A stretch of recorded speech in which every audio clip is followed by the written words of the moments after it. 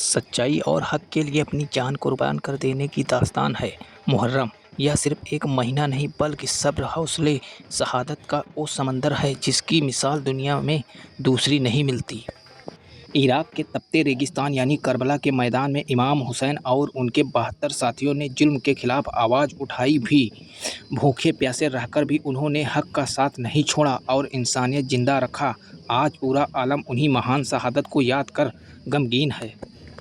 इस गम और याद के मौके पर अकीकत के साथ खूबसूरत ताजिया बनाए जाते हैं। ये ताजिया इमाम हुसैन के रौजे मकबरे का एक रूप होते हैं जिन्हें लोग बेहद अदब से, सम्मान से जुलूस में शामिल करते हैं।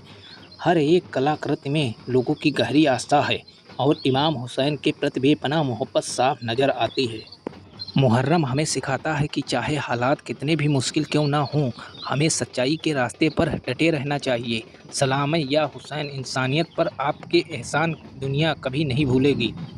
इन खूबसूरत ताजिया को बनाने में महीनों की मेहनत और दिन रात की सलीका छुपा होता है। बांस, रंग बिरंगे कागज़ और बारीक नक्काशी से सजे ताजिया सिर्फ कला का नमूना नहीं बल्कि हकीकत और मोहब्बत का वो जरिया है जो सदियों की पीढ़ी दर पीढ़ी चले आ रहे हैं। मुहर्रम की एक ख़ास बात यह है कि यह मजहब की दीवार टूट जाती है। इमाम हुसैन की शहादत का गम सिर्फ एक मौन का नहीं बल्कि हर उस इंसान का है जो जुल्म के खिलाफ इंसानियत के हक के लिए धड़कता है। यही वजह है कि जुलूस में हर आंख नम नज़र आती है। चारों तरफ गूंजती या हुसैन की सदाएं, आंखें नम। यह मंजर बयां करता है कि भले करबला की उस जंग को सदियों बीत गए हों, लेकिन इमाम हुसैन आज भी हर इंसान को पसंद, इंसान के दिल में जिंदा है। करबला की वो दास्तान सिर्फ बड़ों की नहीं बल्कि उन मासूमों की भी है जिन्हें प्यास, शिद्दत झेली मगर जालिम के आगे सिर नहीं झुकाया। इमाम हुसैन 6 महीने के बेटे अली असगर और भाई अब्बास की शहादत की याद आज भी हर दिल को झकझोर देती है।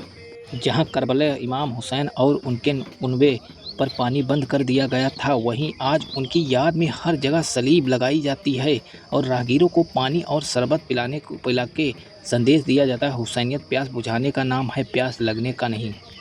वक्त गुजर जाता है, हुकूमतें बदल जाती है, लेकिन हक और सच हमेशा जिंदा रहता है। ये जीत जीत कर भी इतिहास के पन्नों में हार गया और हुसैन सब कुछ हार कर भी कायनात के दिलों पर जीत गया।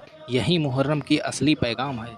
मुहर्रम की 10 तारीख, जिसे आशुरा कहा जाता है, यह वो दिन था जब करबला के मैदान में जुल्म की इंतहा हुई थी। जैसे जैसे सूरज ढलता, गम और गहरा होता जाता है। ढलती हुई शाम के साथ जब इन ताजियों को आंसुओं और नम आंखों के साथ सुपुर्द खाक किया जाता है, तो हर जवान पर बस एक ही बात होती कि काश हम करबला में होते, हुसैन की मदद करते। जुलूस खत्म होने के बाद की रात शामे गरीब कहा जाता है। यह याद दिलाती है कि करबला की उस खौफनाक रात जब इमाम हुसैन की शहादत के बाद उनके खेमों को जला दिया गया था और सिर्फ औरतें और बच्चे बाकी रह गए थे। यह सन्नाटा हमें सिखाता है कि हक के रास्ते पर चलने वालों को कितनी बड़ी कीमत चुकानी पड़ती है।